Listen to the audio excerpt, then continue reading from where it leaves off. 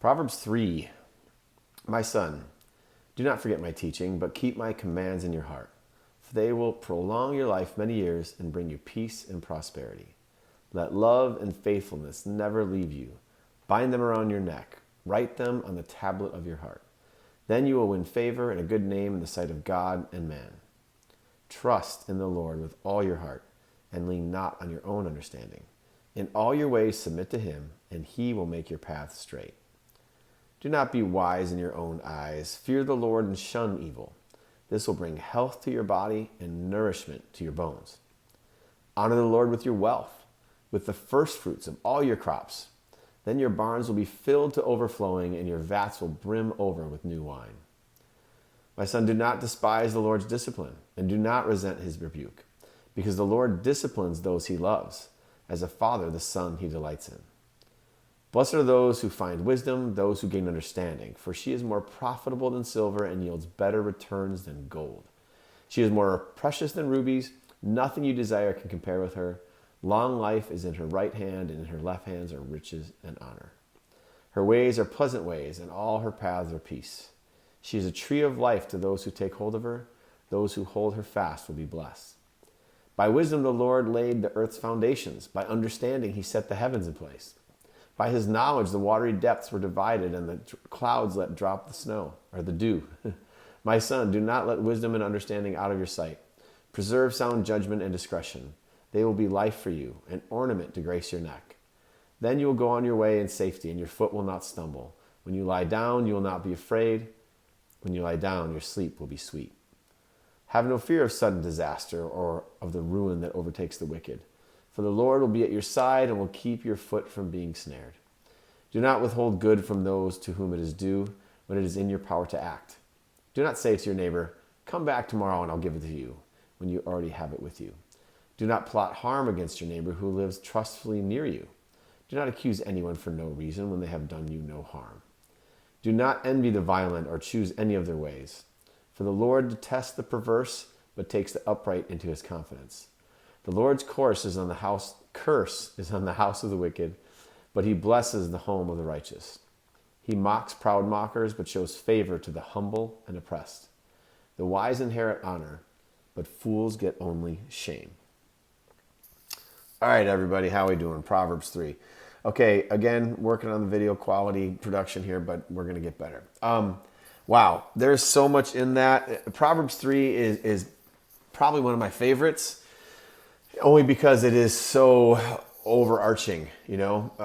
I feel like it covers so much. It talks about wealth. It talks about humility. It talks about, obviously, seeking understanding, trusting the Lord. The famous verse, one of the famous Proverbs verses that's all over plaques and all over the places, verse 5, trust in the Lord with, what is it?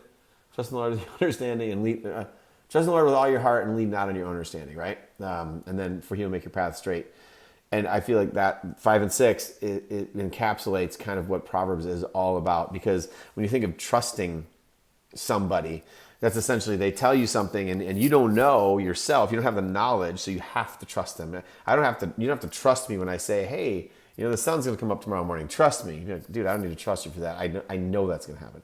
So trust involves not knowing. And so when your parents or someone tells you something and, you know, there's kind of like a trust me, I know it's hard sometimes because why should I believe you? I see all your faults. I see all the things you screw up and how you're wrong in your ways. So why should I trust you in this?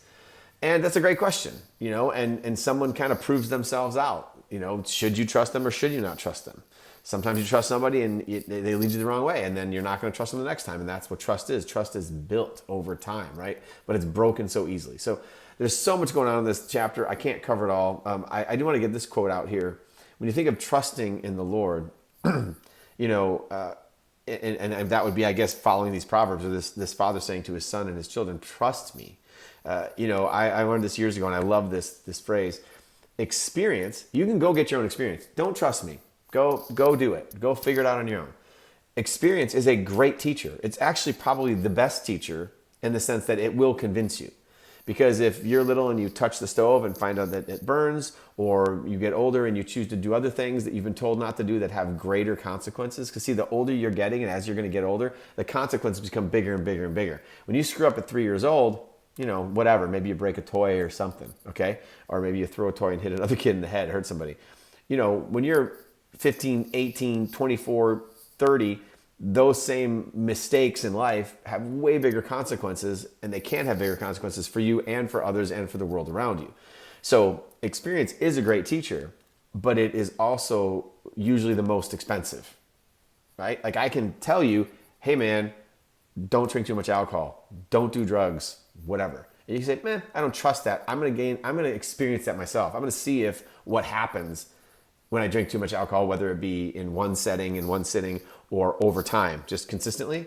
Well, go ahead, get fat, get out of shape, get diabetes, die in a car wreck, whatever happens to you, relationships get ruined, your health gets ruined, whatever happens, go for it. And you can learn it, but that experience was a grave teacher.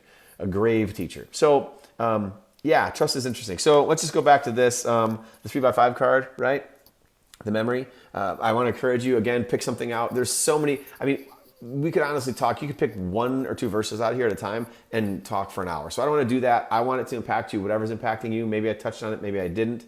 But I do want to encourage you, whatever that thing is, write that down. Write that verse or 2 down. Write out one of these 3x5 cards. Fold it in half, whatever, stick it in your pocket. Just have it with you for that day. Maybe recite it a couple times. Here's what's amazing about these things.